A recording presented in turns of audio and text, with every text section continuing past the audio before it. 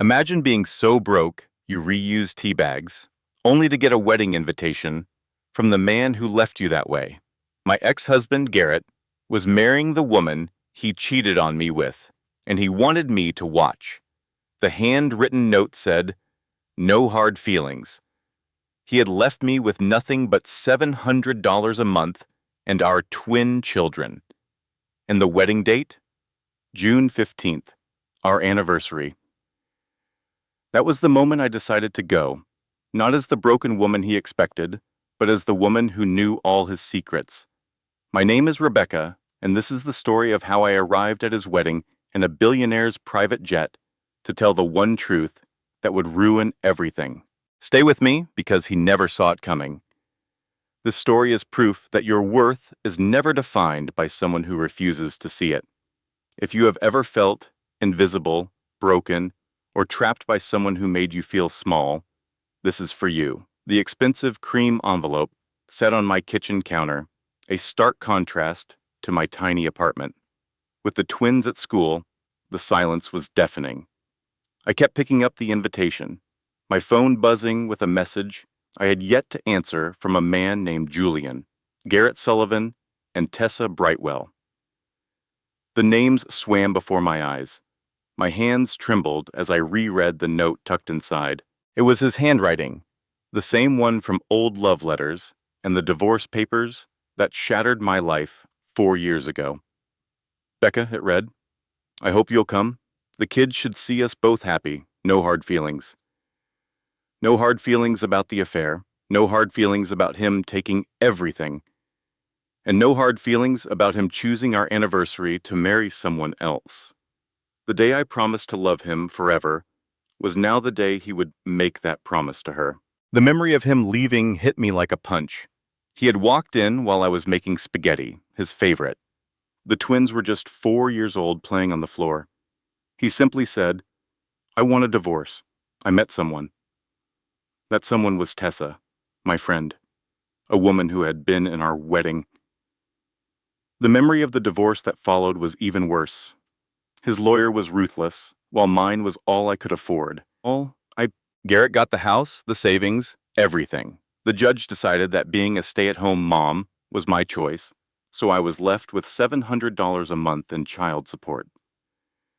For 4 years, I worked 2 jobs just to pay rent. I endured visits to the food bank that I hid from my kids. I listened to Garrett's mother tell me it was my fault. I missed school plays and first lost teeth, becoming a ghost in my own children's lives. I looked at a picture from my wedding day on my phone, at the smiling, hopeful woman I used to be. I barely recognized her. As I set the phone down, my laptop chimed with another email from Julian. "Becca, I know you need space, but I'm here when you're ready. Always Jay." Julian was the kind man I met 18 months ago. He was also a billionaire, a secret I kept from everyone. He patiently waited for me to be ready, never pushing. Just then, my doorbell rang. A serious-looking man in a suit stood there with a package marked confidential. My heart pounded as I signed for it. Inside, I found documents, plane tickets, and a note from Julian. "You don't have to hide us anymore," it said. "Let them see you as I do." The documents were financial records, bank statements and asset transfers in Garrett's name. It was clear, undeniable proof that he had hidden millions during our divorce, funneling money into accounts and properties under his mother's name. A note at the bottom was from Marcus Caldwell, Garrett's old business partner. "I should have spoken up 4 years ago," he wrote. "I was a coward. This is everything I documented." Julian had been investigating Garrett this whole time, quietly building a case to get me justice. My phone buzzed. It was my sister, Diane. "You okay?" she texted. I looked at the invitation, at the evidence spread across my floor, and typed back, "Can you come over now? I need you." She replied instantly, "On my way." For the first time in years, a real smile spread across my face. 12 minutes later, Diane burst in. "What happened?" she asked, then saw my expression. "What did he do now?" I silently handed her the invitation. Her face turned from concern to disbelief, then to pure fury. He invited you to his wedding on your anniversary? Is he insane? She fumed. Please tell me you are not going. I just looked at her and then handed her the package. She read through the papers, her eyes growing wider with each page. Holy cow, she whispered. He hid all of this, and Julian found it? I finally nodded. I met him 18 months ago, I began, ready to tell her everything. It all started at that little coffee shop on 7th Street. I accidentally spilled a latte all over his laptop.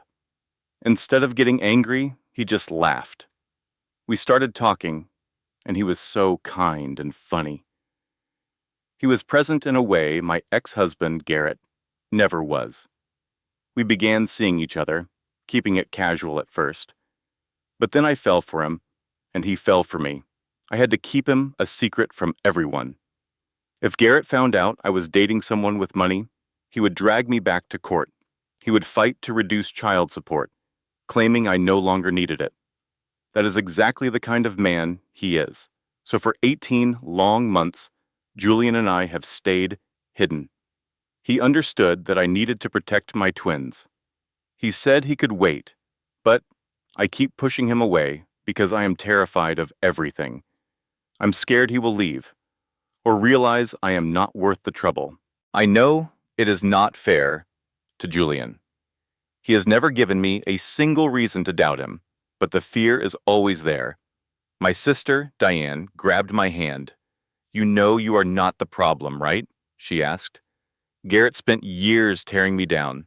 He made me feel small and lucky that he even stayed with me. It was all a pack of lies. I stood up and paced to the window. He said I was not ambitious, that I let myself go, that I was boring, I whispered. Diane's voice was firm. He was cheating on you with your friend. His opinion means nothing. But what if he was right? I was so busy trying to be the perfect wife and mother for the twins. Maybe I forgot how to be me. Stop it, Diane said. Stop defending him. You are making excuses for how he treated you. Diane stood up and walked over to me. Listen to me, she said gently. Garrett Sullivan is a liar and a cheat. He stole from you. He hid assets during the divorce. He committed a crime. And you are here worrying if you were pretty enough for him? My eyes burned with unshed tears. The woman in my wedding photos feels like a stranger now. I do not know where she went. She is still here, Diane insisted. She just forgot how to stand up for herself. The tears finally came, hot and angry. I sobbed into my sister's shoulder, releasing 4 years of pain. I am so tired, Di. I am so tired of struggling and pretending that I am okay when I feel like I am drowning. I work 2 jobs and still cannot afford new shoes for the kids. I cannot give them anything. You give them love, she said. That is everything. When I finally pulled away, I felt a little lighter. Diane pointed to a glossy invitation on the table. It was for Garrett's wedding to the woman he left me for. He wants me to come watch him get married. Julian heard about it and offered to fly us to the resort in his private plane. Me, the kids, and you if you want. Diane's eyes widened. Your secret boyfriend has a private plane, and you are worried you are not interesting enough? For the first time in a long time, I smiled a real smile. He says we have been hiding long enough. He thinks it is time he properly met the twins. He is right, Diane said. What if they hate him? What if they love him? She countered. I looked from the invitation to the package of evidence Diane had brought. Garrett invited me because he wants to see me broken. He wants to show everyone that he upgraded. Then prove him wrong, Diane urged. Show up with a man who values you, with your kids who adore you. Walk in there like you own the world, because you do, Becca. You just forgot. Garrett was probably laughing about the invitation he sent, thinking he had won. He had no idea what was coming. Okay, I said quietly. I will do it. I will go to the wedding, I will take Julian and the kids, and I will walk in like I own the place. Diane grinned. That is my sister. But first, I picked up my phone and found Julian's name. I typed a simple message. I am ready. No more hiding. His reply came in less than a minute. I was hoping you would say that. When can I see you? I smiled. Tonight. Come over. It is time you met my sister, he replied. I will be there at 7 o'clock.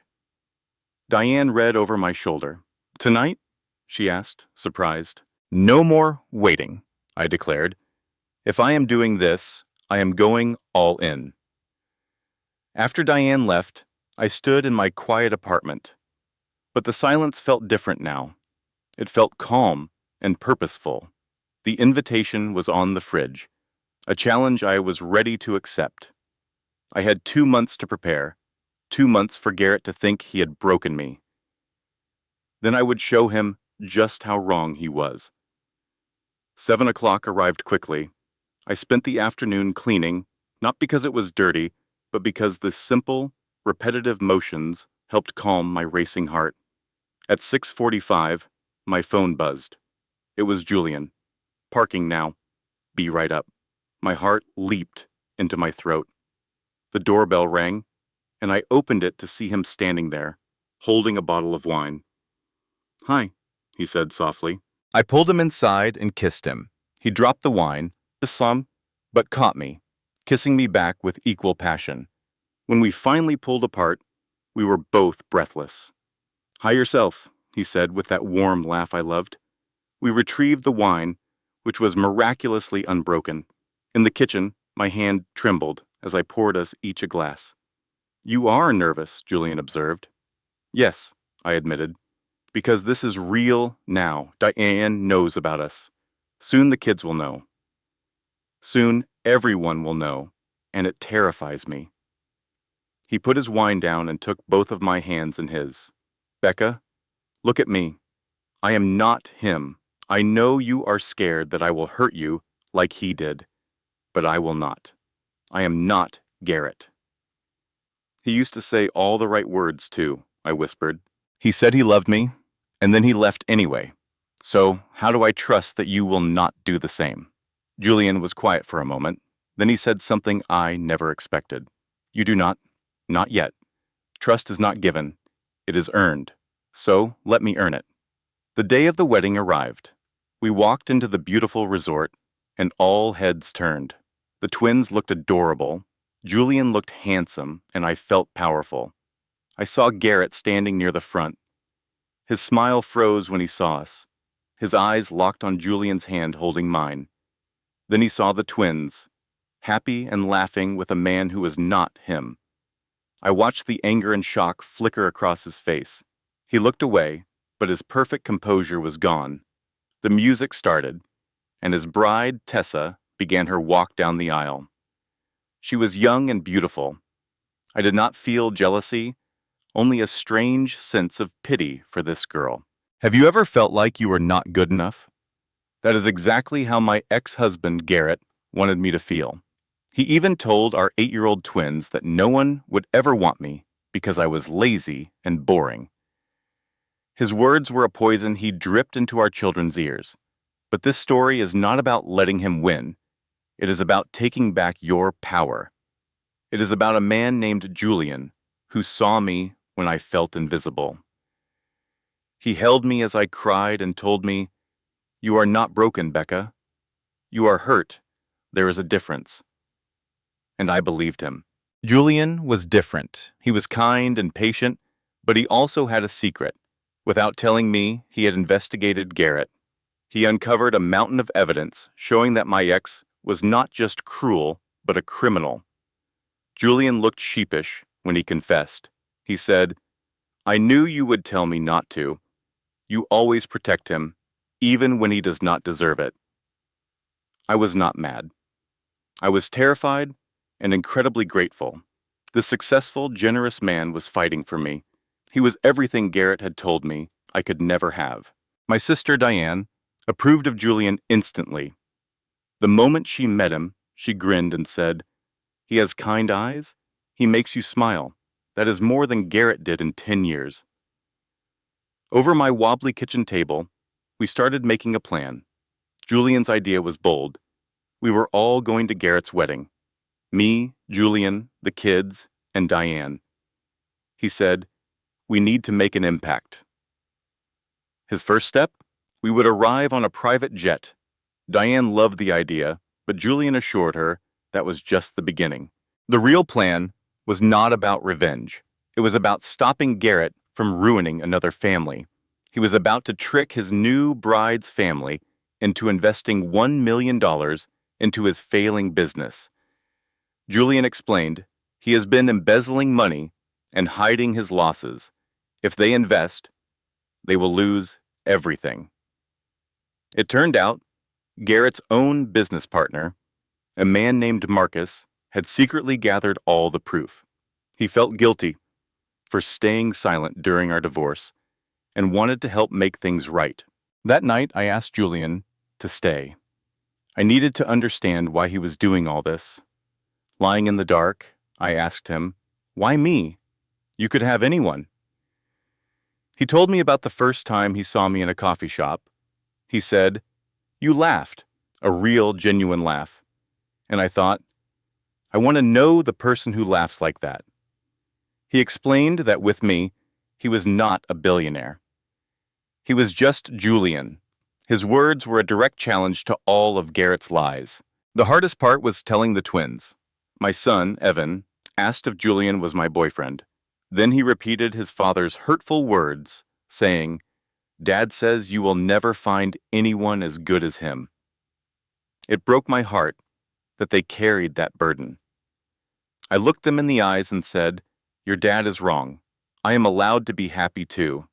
This man, Julian, makes me smile. Real smiles." My daughter, Emma, understood immediately, and with their blessing, I knew I was ready. We were going to that wedding, not for revenge, but for the truth. Did she want to see Garrett in handcuffs, facing a judge, locked away in prison? Becca considered it. But in that moment, sitting in her lawyer's office, she realized she no longer cared what happened to him. She just wanted what he owed her. Jennifer, her lawyer, nodded. "We'll start by reopening the case for a fair settlement. Criminal charges can wait." Becca felt a surge of strength. "How long will it take?" "Months," Jennifer admitted. "Maybe even a year. He will fight this because it will make him look terrible." "Good," Becca said. Jennifer smiled. "Then let us ruin him." Later, she faced an even harder task. She had to tell the twins about Julian. That night, she gathered her 8-year-olds. "Mom, you have your serious face on," Emma said. "Are we in trouble?" "No, sweetie," Becca assured them. "Not at all. I just have something important to tell you." Evan set his tablet aside. "Is this about Dad?" "In a way," she said. "But it is mostly about me. I have a friend I have been seeing for a while, and he would like to meet you both." A heavy silence filled the room. Then Evan asked the one question she feared. "Is he your boyfriend?" "Dad says you will never find anyone as good as him." The words stung like a slap. Becca fought to keep her expression calm. "He said that to you?" Evan nodded. "He said you are to something." I did not understand the words, but he said no one would want to date you. Emma added, "He also said you got lazy and did not take care of yourself. He said that is why he left." Beneath the table, Becca's hands balled into fists. She took a slow, deliberate breath. "Your father is wrong. I was busy taking care of you two, which is the hardest job in the world." "We know you work hard, Mom," Emma said softly. "Well, this friend, his name is Julian. He is kind and funny, and he is very special to me. But I need you to understand something vital. He will never replace your father. Nobody can change that. But I deserve to be happy, too. I deserve someone who cares about me. Is that okay with you?" The twins exchanged a silent look. Finally, Evan spoke. Does he make you smile? Becca's heart ached. They had noticed her fake smiles. Yes, she said, real smiles. Not the pretend ones I use when Dad talks about Tessa. Then I guess it is okay, Evan decided. Emma agreed. When can we meet him? That night, Becca called her friend Diane. He told our 8-year-old children that I was lazy and that no one would ever want me. You need to tell your lawyer, Diane said immediately. That is parental alienation. I know, Becca sighed, but right now I just feel like I'm going to scream. Then scream, Diane urged. Becca screamed into a pillow until her throat was raw. Feel better? Diane asked. A little. Good. Now, about Julian meeting the kids. You have to be absolutely sure about him. What if they grow to love him and then he leaves? I am sure, Becca said, but her voice wavered. I am terrified he will wake up one day and realize he could do better. Diane's voice was firm. Those are Garrett's words inside your head, not the truth. Look at the evidence. Has Julian ever made you feel small or unimportant? No. Has he ever been anything but patient and kind? No. Then trust that, Diane said. Trust what is right in front of you.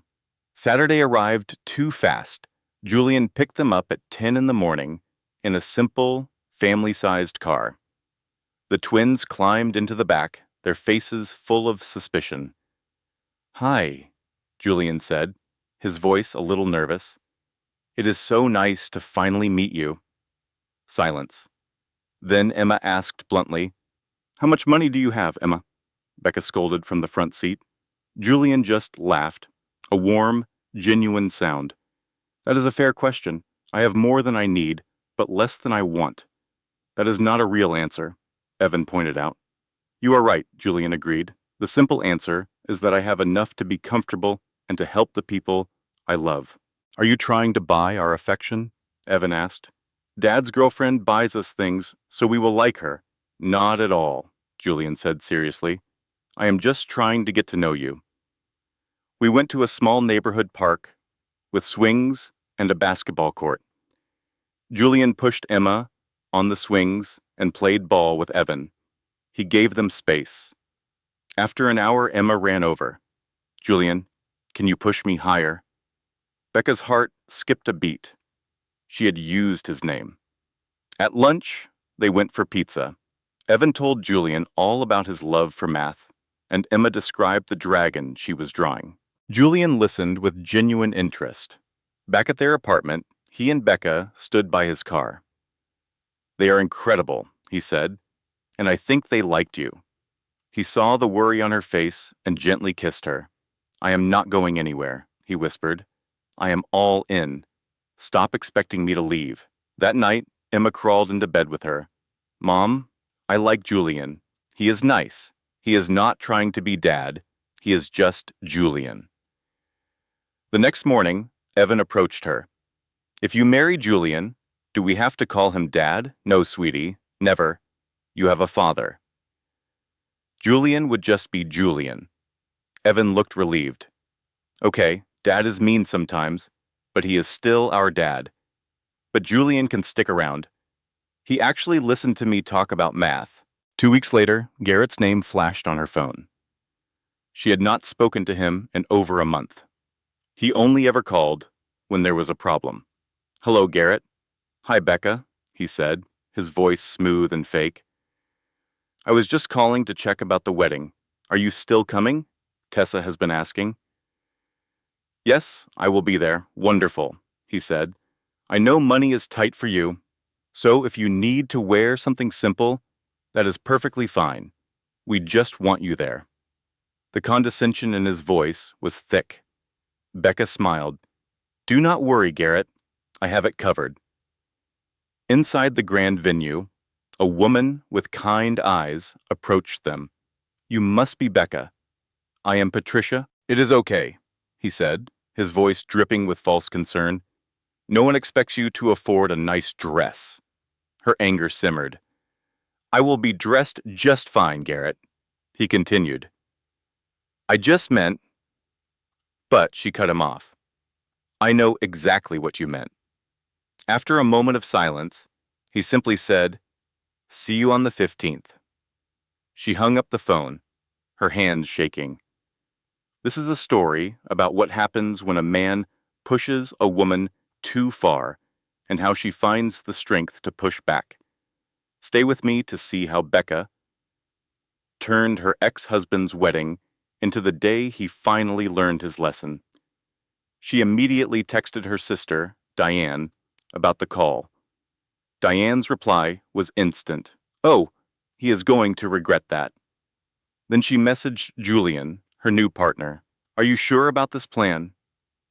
His answer gave her courage. "I have never been more sure of anything."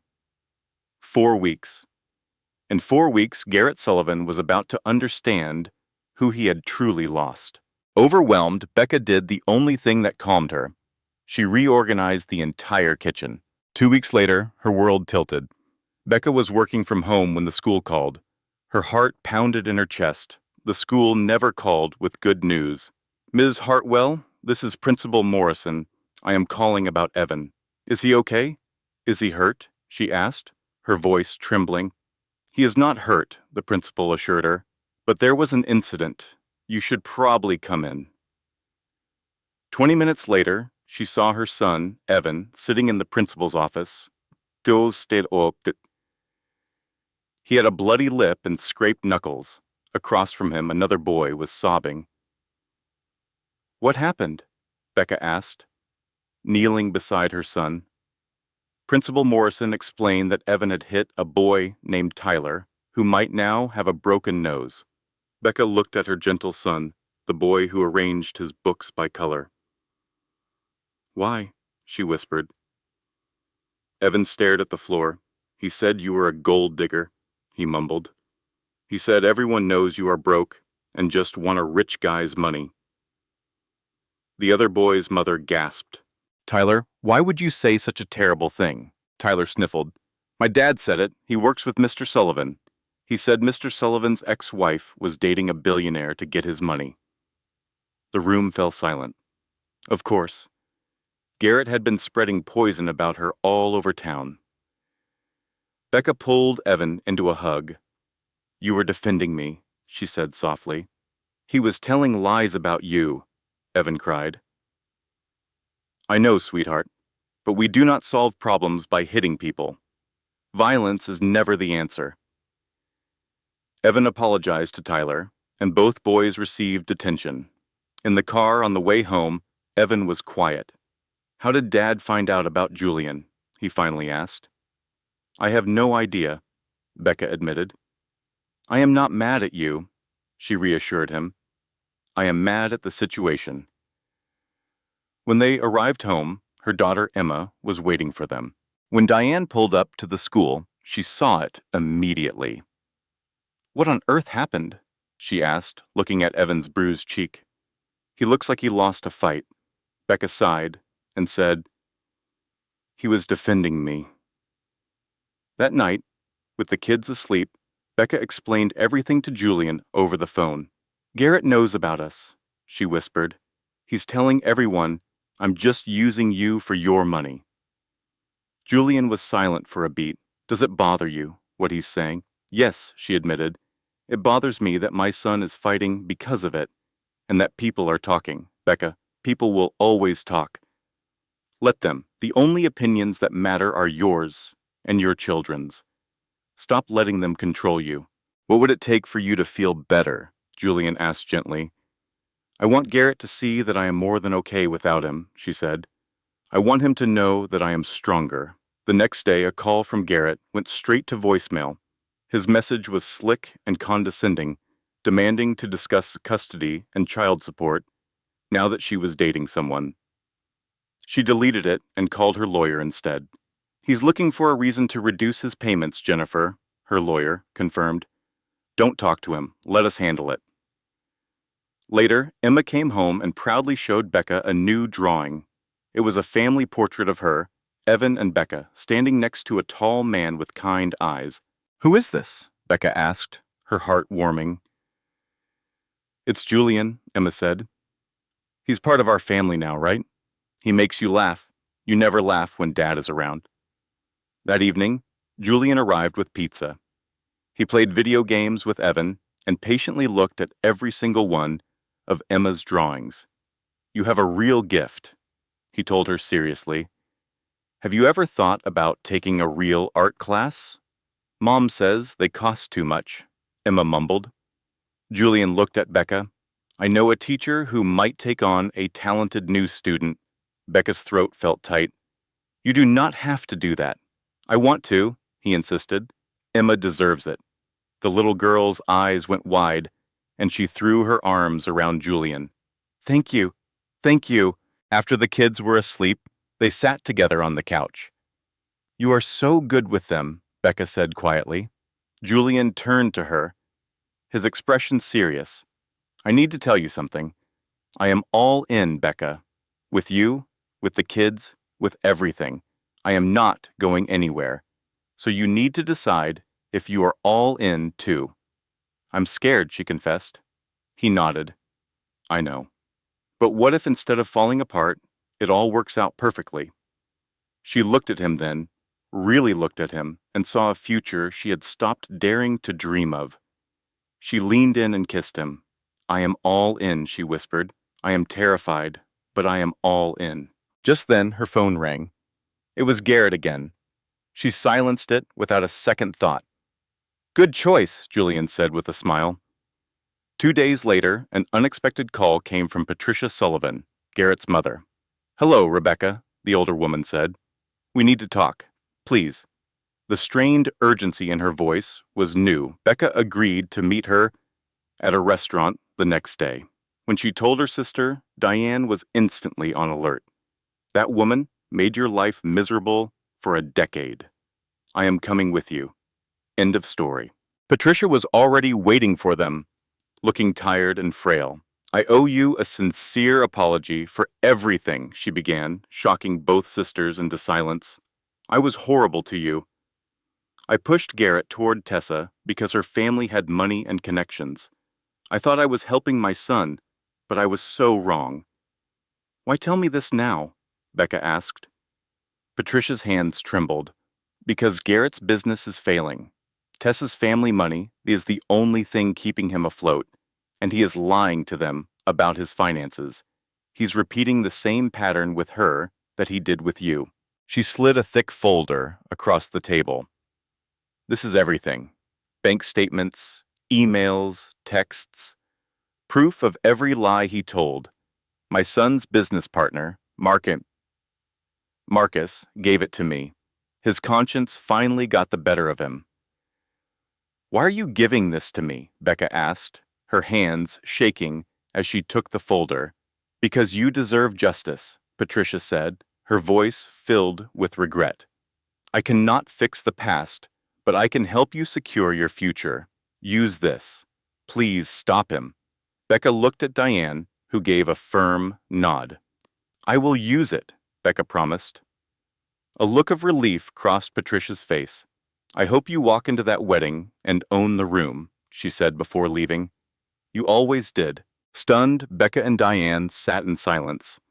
Well, that was a surprise, Diane said finally. Becca opened the folder. It was more than enough to ruin him. I know what I have to do now, she said, a new strength in her voice. I am going to that wedding with Julian and my kids, and I am going to show everyone that the weak woman Garrett married is long gone. 10 days before the wedding, Garrett called again. This time, Becca answered. Hello, Garrett. Finally, he said, I need to talk about this new boyfriend of yours. His name is Julian. There was a long pause on his end. The billionaire? He asked. His tone completely changed. Yes, that Julian. We need to renegotiate support payments, he stammered. If you are with him, you do not need my money. Actually, legally, I do, Becca said, her voice calm and steady. Dating changes nothing. Are you planning to marry him? He demanded. That is none of your business. My only concern is my children's well-being, something you seem to have forgotten. Your entire focus has always been on your money, not them. It was never about the kids for you, Garrett. It was always about winning. But this is a game you are about to lose. My wedding is in 10 days, Garrett had said on that awful phone call. Please try to dress appropriately. I know money is tight for you, and I would hate for you to embarrass Tessa. It was that condescending tone that broke something inside her. She should have hung up, but instead she replied coolly, "Do not worry about me, Garrett. I will be appropriately dressed." He then added, "I hope we can be mature about this for the children. They need to see both their parents happy." "You are absolutely right," she said, her voice like ice. "They do need to see that." She ended the call and sat shaking with a fury she had not felt in years. Her sister Diane showed up a few minutes later, a sixth sense for when she was needed. "What did that man say to you?" Becca recounted every insulting word. Diane paced the living room like a caged animal. "I want to punch him." "Get in line," Becca said with a dark smile. "How are you so calm about this?" Diane asked. "I am not calm. I am building a volcano inside me, but it will not erupt until the wedding." Diane stopped and looked at her sister with new eyes. "You have changed," she said. "A few months ago, you would have apologized to him. Now you are fighting back." "He gave me no choice," Becca replied. "No," Diane corrected her. "You chose to stop letting him walk all over you." They sat with tea, and Becca finally voiced her fear. "This whole plan with Julian, showing up in a private jet, am I doing it for the right reasons? Is this about my freedom, or is it just for revenge?" Diane thought for a moment. Does it have to be just one? You can want your freedom and still want him to see that he did not break you. "But what about Tessa?" Becca worried. "She is going to be collateral damage when we expose him at her own wedding." "Do not think of it as exposing him," Diane said wisely. "Think of it as saving her from making the same mistake you did. She might not thank you at first, but one day she will be grateful." Diane then looked her sister straight in the eye. "You used to be so bright, Becca. He turned you into a ghost." Tears welled up in Becca's eyes. "Say it," Diane urged. "Say you did not deserve what he did to you." Becca whispered, "I did not deserve what he did." Louder. "I did not deserve what he did." Again. "I did not deserve what he did." She screamed it, letting out years of pain and anger. Diane held her as she cried, letting her break so she could finally heal. When it was over, she felt lighter. "Now," Diane said, "get angry. Use that anger. Walk into that wedding and show him exactly what he lost." That night, unable to sleep, Becca cleaned.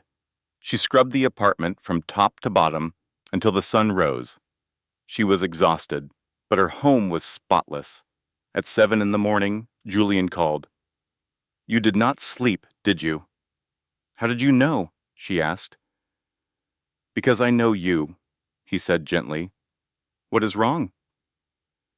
She told him about Garrett's latest threat, to renegotiate child support now that she was dating a wealthy man. She also told him about the cruel comment on her clothes. There was a dangerous silence on Julian's end. "Give me his number," he said. "No, Julian, this is my fight."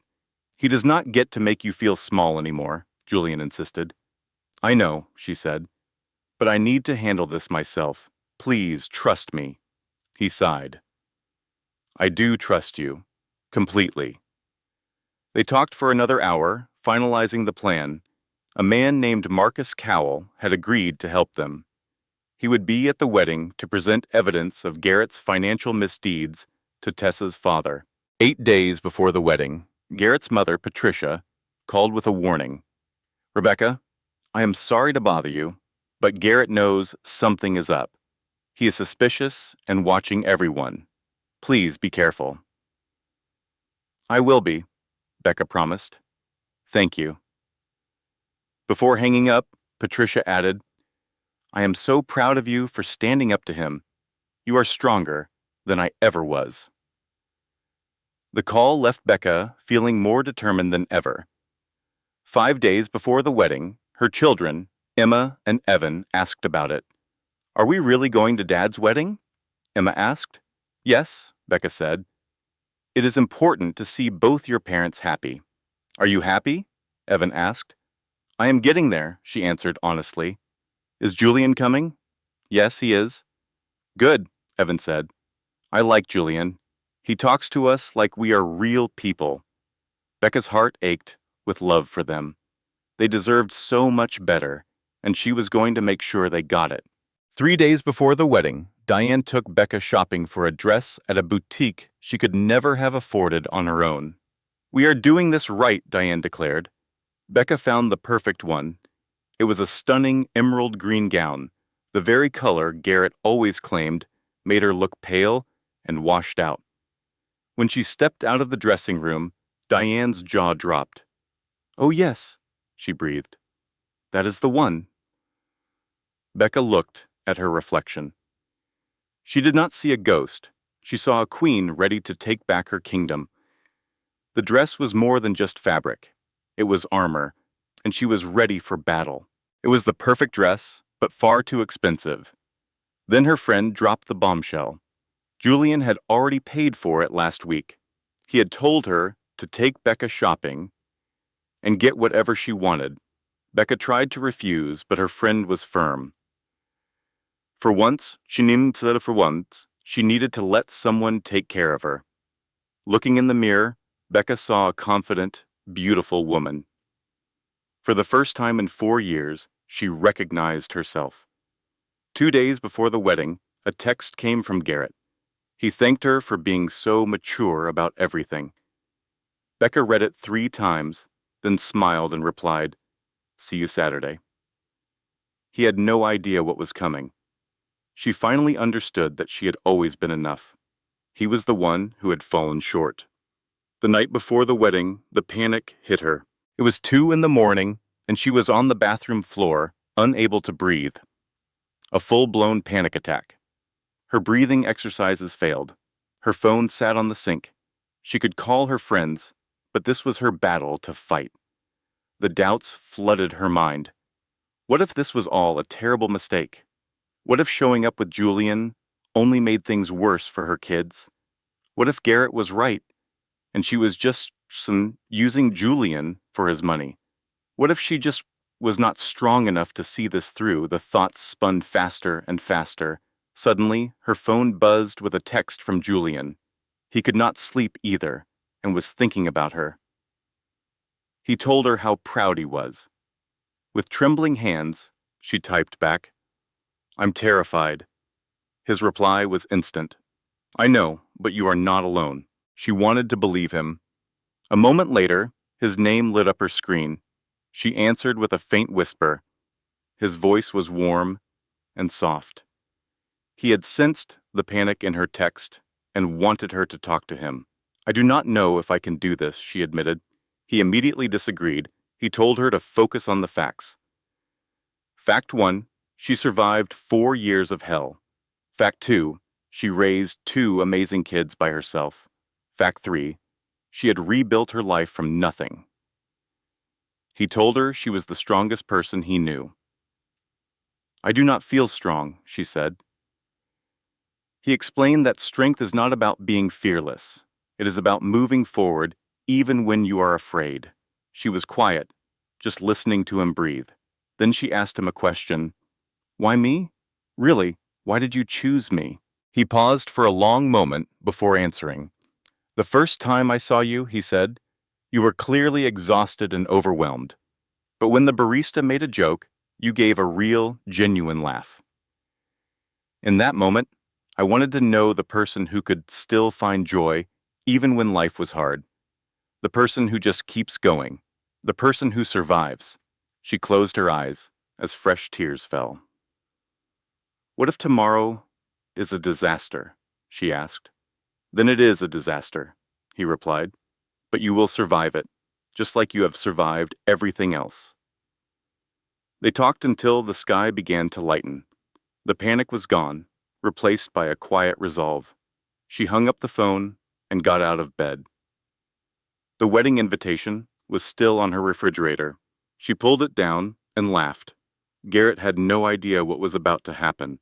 Her friend Diane arrived at 8 in the morning with coffee and an overnight bag, ready for a full glam session. Becca protested, but Diane insisted. Today you will walk in there like a queen and show him exactly what he lost. They spent the morning on hair, makeup, and nails. When they finished, Becca stared at the powerful, confident woman in the mirror. She looked like the version of herself she had forgotten existed. When her twins, Emma and Evan, came home, they stopped in the doorway, amazed. "Mom, you look like a princess," Emma said. "You look pretty," Evan added softly. "Thank you, my loves," she said. "Now go get ready. We have a wedding to go to." Diane helped Becca into the stunning emerald dress.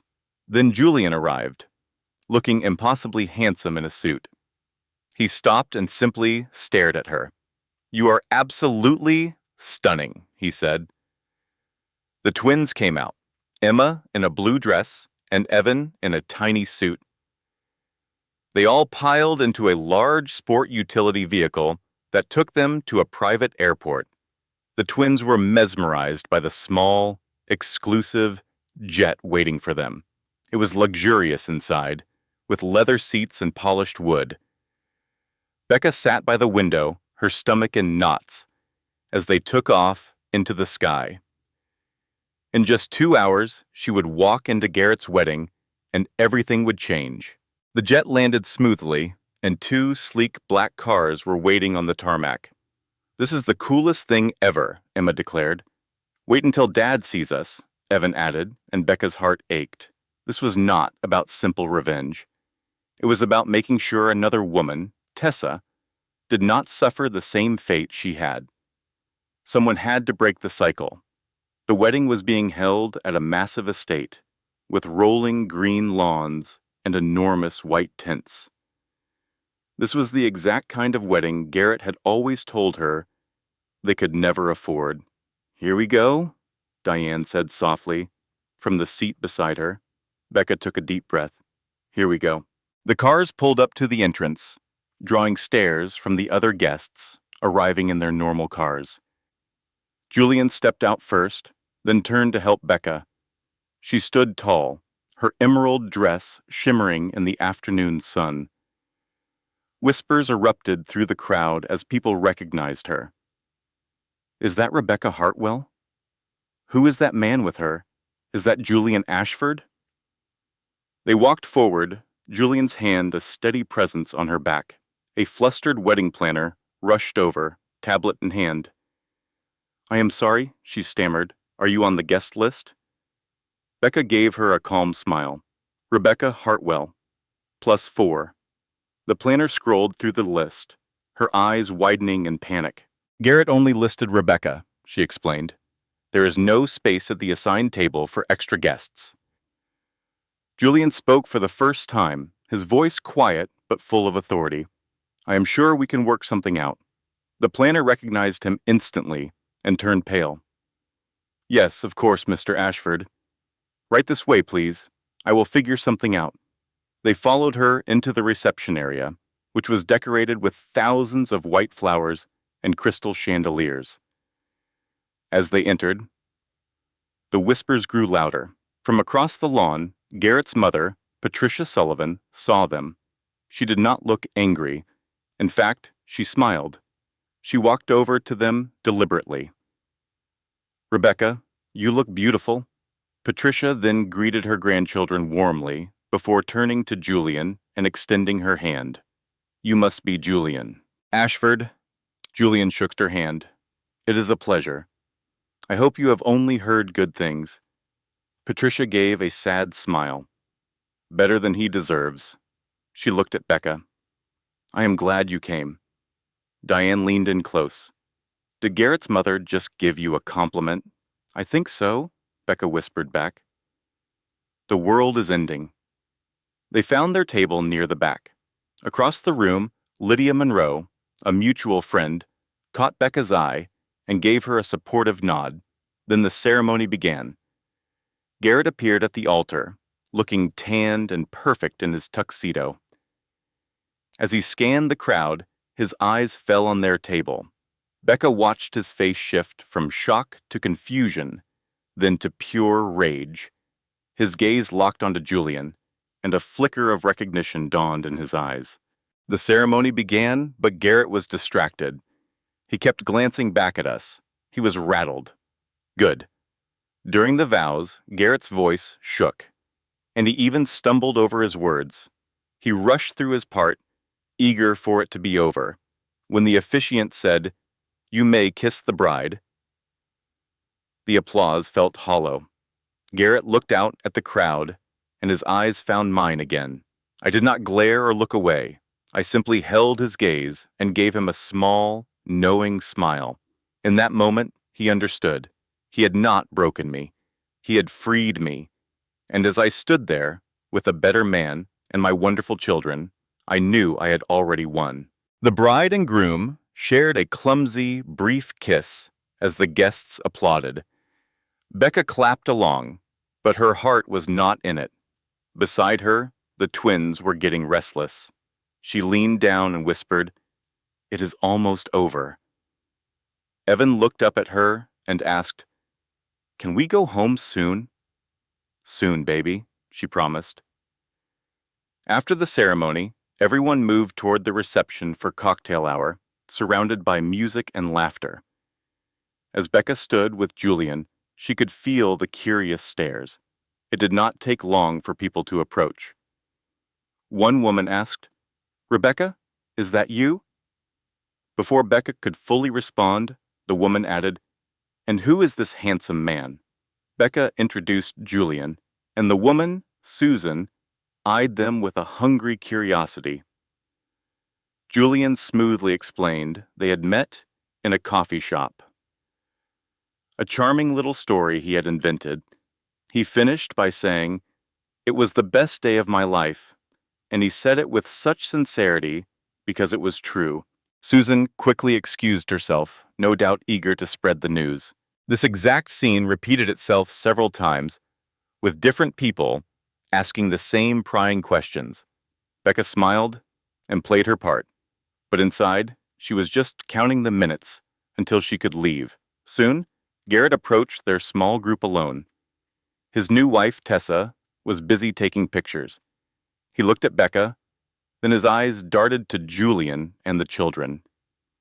"I did not know you were bringing guests," he said. Becca replied calmly, "You said the children should see this. This is their future, after all." Garrett's jaw tightened.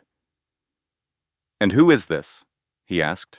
Julian extended a hand and said, "Julian Ashford, it is a pleasure to meet you." The name was famous, and Garrett's face shifted through several emotions at once. "How long?" Garrett demanded. Becca answered evenly. 18 months. The children just met him last week." Garrett looked stunned, as if he had been physically struck. He stammered, "And you thought it was appropriate to bring him to my wedding?" Becca held her ground. "You invited me. You said there were no hard feelings. I simply took you at your word." Garrett struggled for a response, finally managing to say, "We need to discuss custody." "Not here," Becca said firmly, cutting him off. "Not today. This is your wedding day. You should enjoy it." With that, she turned and walked away, leaving him speechless.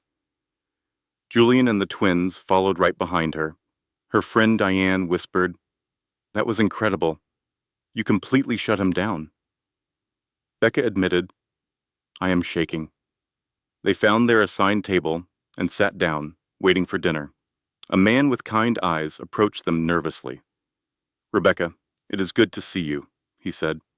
"Marcus, thank you for being here." After shaking Julian's hand, Marcus looked around to make sure no one was listening.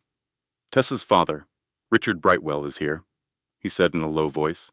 "I will go to him after dinner and show him everything. He can make his own decision then." Becca warned him, "Be careful. Garrett is already suspicious." Marcus nodded. "I will be, but he needs to know who his daughter is marrying and who he is investing his money with." Marcus then disappeared back into the crowd.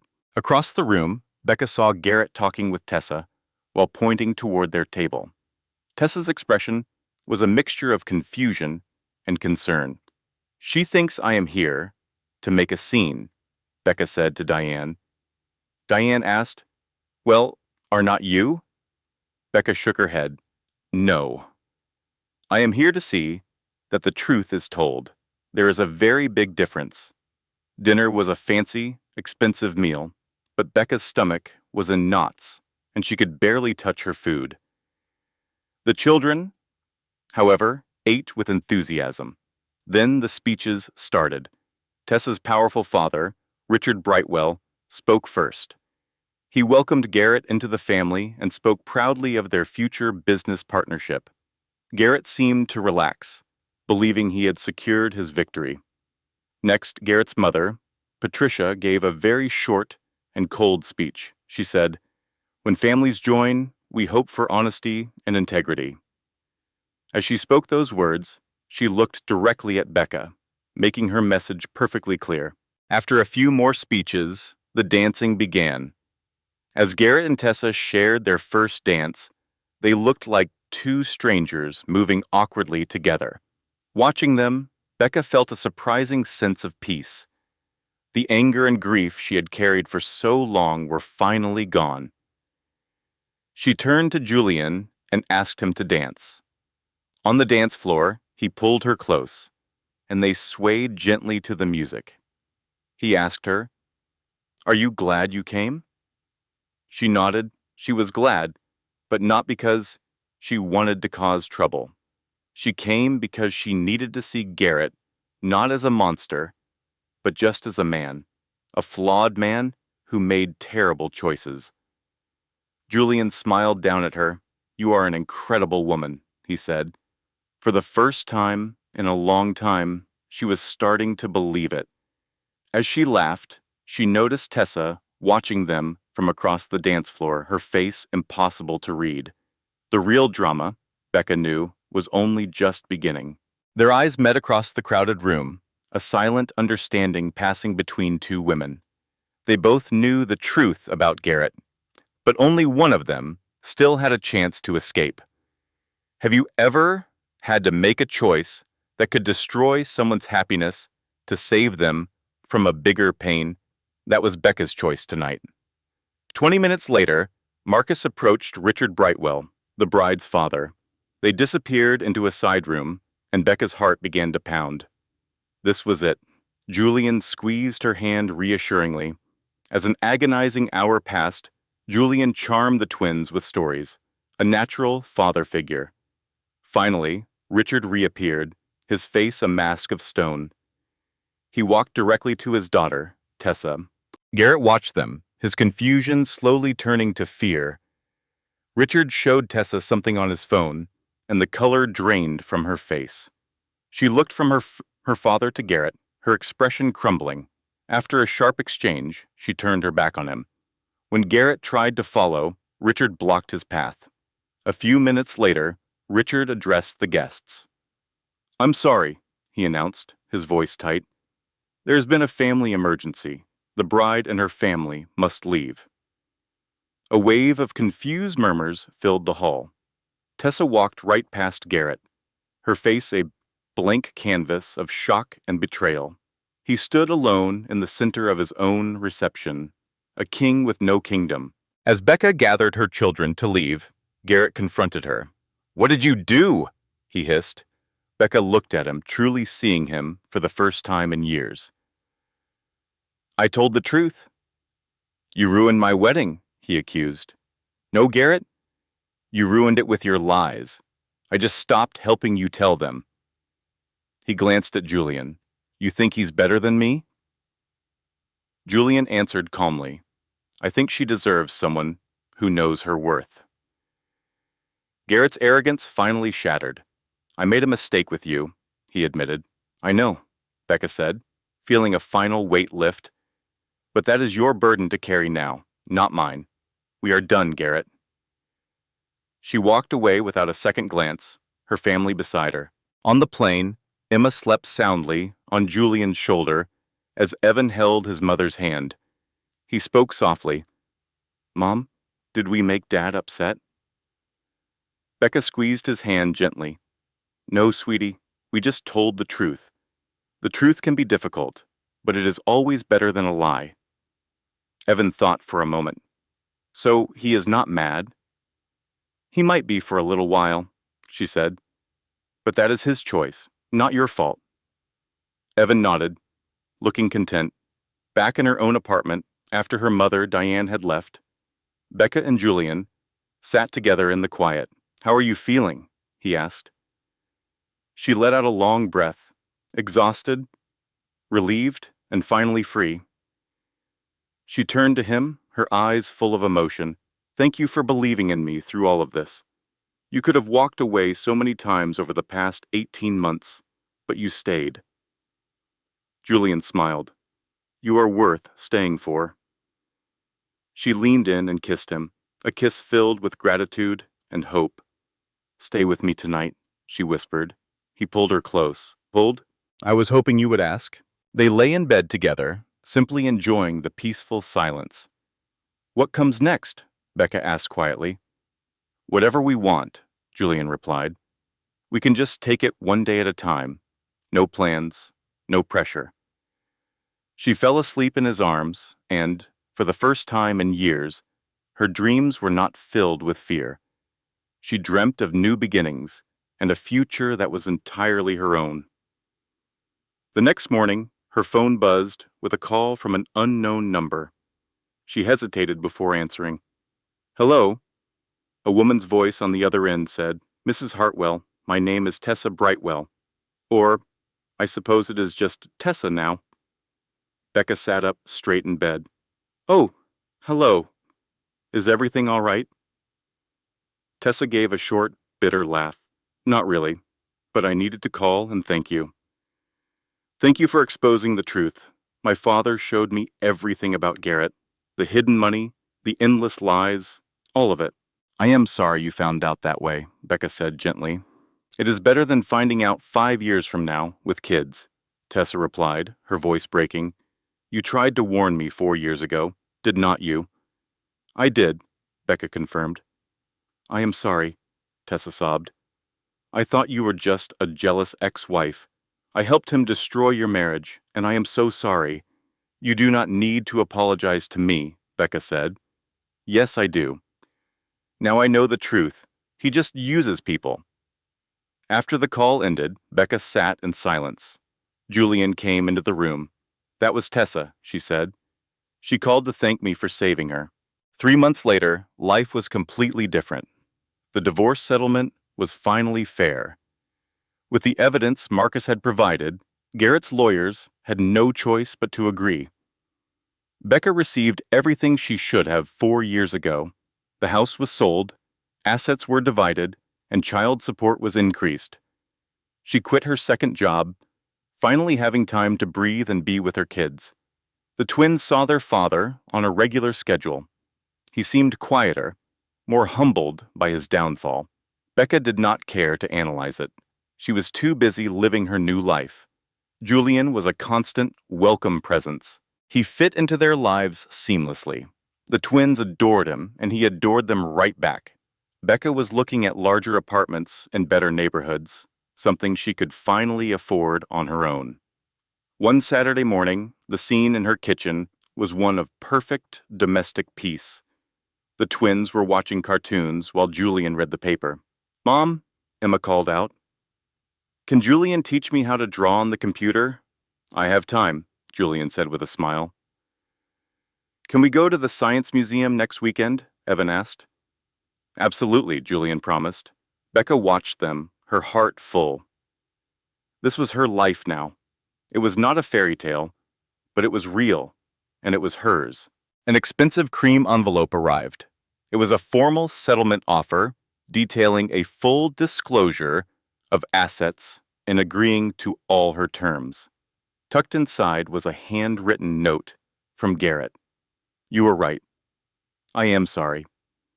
I do not expect forgiveness, but I am trying to be better for the kids. Thank you for not giving up on them when I gave up on everything. Becca read it twice before setting it aside. She looked around her new, brighter apartment. The moving boxes were still everywhere, but the sunlight streamed through the large windows. It was all hers. "What is the letter?" Julian asked, flipping pancakes that were comically lopsided. "The settlement offer," she said. "And an apology from Garrett." Julian raised his eyebrows. "An apology? That is a surprise." "It is," she agreed. She thought for a moment about how she felt. "I do not need his apology, but I am glad he is trying to be a better father. For the kids, that is what matters." "You are a generous person," he said. "No," she corrected him with a small smile. "I am a free person. There is a big difference." Just then, the twins ran into the kitchen, arguing over who got to use the bathroom first. "Can we have pancakes?" Emma asked, her eyes lighting up. "That is what I am making," Julian said proudly. Evan studied them critically. "They are kind of ugly. Have you ever felt invisible in your own life? Trapped by someone who made you feel small?" The story is about the day I finally said enough and took my power back. It is for anyone who needs to hear that the best revenge is not getting even, but building a life so full and happy that the past simply cannot hurt you anymore. My name is Becca, and this is how I started over. At our small, wobbly kitchen table, my son Evan said my pancakes were terrible. Julian laughed and agreed, but said they still tasted good, which was all that mattered. An hour later, my friend Diane arrived with coffee, donuts, and her kids. The apartment exploded with beautiful chaos. As I stood in the middle of it all, the doorbell rang. It was Marcus Caldwell, holding a bottle of wine as a housewarming gift. He looked around my new, humble place and smiled. "You really did it," he said. "We did it," I corrected him. "You were part of this too." Marcus simply said he provided the evidence. I was the one who survived. Garrett, my ex-husband, had been forced to step down from his company. The business was slowly recovering. I was genuinely glad to hear it. That evening, I received a shocking call from Patricia, my former mother-in-law. Her voice was quiet but sincere. She thanked me. She said I could have sent her son to prison, that I had every right to destroy him, but I chose mercy instead. She said that took real strength. She hoped I was happy, because I deserved to be. I was speechless. Later that night, Julian and I sat on the tiny balcony overlooking a park. It was the first balcony I had ever had. I asked him if he ever regretted getting involved in all my chaos. "Not for a second," he answered. He said he knew I needed someone most when I was pushing him away. I leaned against him, feeling safe, and told him I loved him for the first time. He said it back, and this time, it felt completely real. Before bed, I saw a text from Tessa, a woman I had helped escape a situation like my own. She was going back to school to study art history, something she had always dreamed of. She thanked me for showing her that it is never too late to start over. I smiled and texted back that she was going to do amazing things. I set my phone down and closed my eyes, and in that quiet moment, a powerful truth washed over me. For years, I had waited for Garrett to see my value, but his opinion never mattered. The only one that mattered was my own. I finally saw myself clearly, not as an ex-wife or a mother, but as Rebecca. A survivor, a fighter, a friend. Imperfect, but always enough. 1 year later, I was standing in the kitchen of a house I owned. My settlement money, earned and deserved, had bought this life. It had 3 bedrooms, 2 bathrooms, and a backyard where my twins, Evan and Emma, played with their new puppy Sunshine.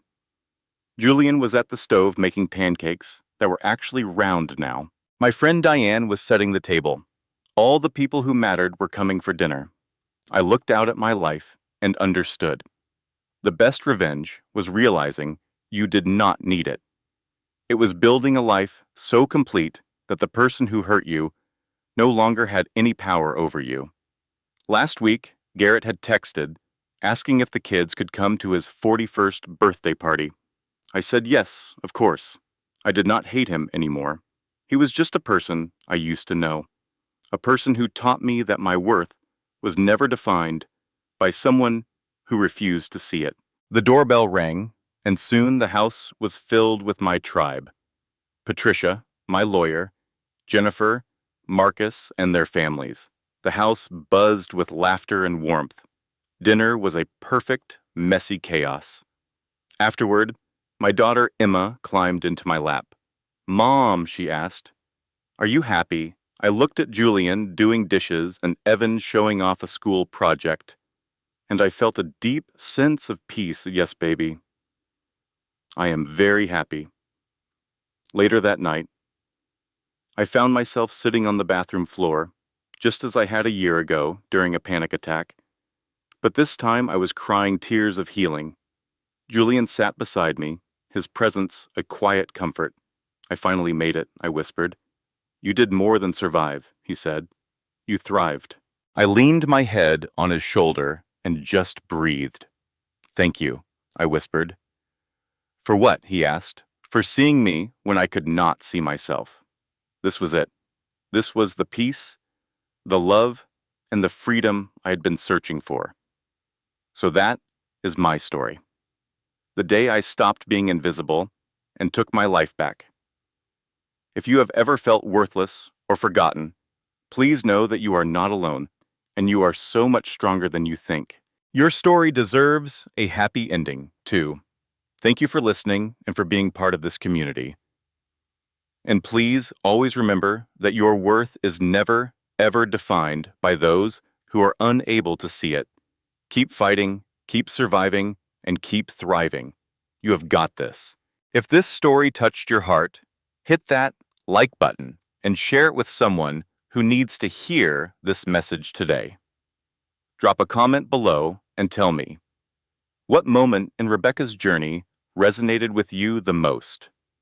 And if you have not already, subscribe to this channel and turn on notifications so you never miss another powerful story like this one. Remember, every like, every comment, every share helps this message reach another woman who might be feeling invisible right now. Your support means everything. This content was carefully researched, crafted, and manually edited by our team to deliver meaningful lessons and inspiration. Thank you for being part of this community.